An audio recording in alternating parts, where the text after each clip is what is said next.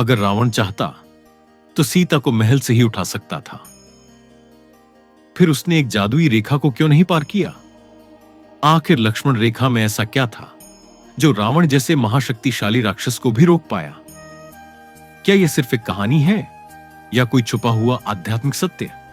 सुनिए अंत तक, क्योंकि जवाब वही पाता है जो पूरी कथा जानता है। जब भगवान राम और लक्ष्मण मारीच का पीछा करने वन में गए तो लक्ष्मण ने सीता माता की सुरक्षा के लिए एक दिव्य रेखा खींची, लक्ष्मण रेखा।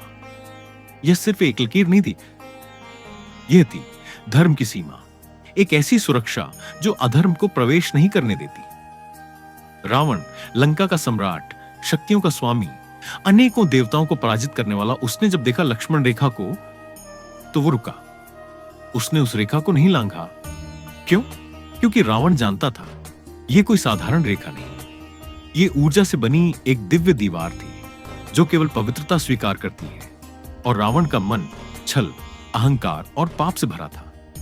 धर्म और अधर्म के बीच खींची गई ये रेखा रावण को भीतर आने से रोकती रही। उसने सीधा प्रवेश नहीं किया बल्कि छल का सहारा लिया, एक साधु का रूप धारण किया। और जैसे ही उन्होंने वो रेखा पार की, धर्म की सीमा टूटी। रावण ने रेखा नहीं लांघी, उसने मर्यादा को रेखा से बाहर बुलाया। और यही है उस रेखा का सबसे बड़ा रहस्य।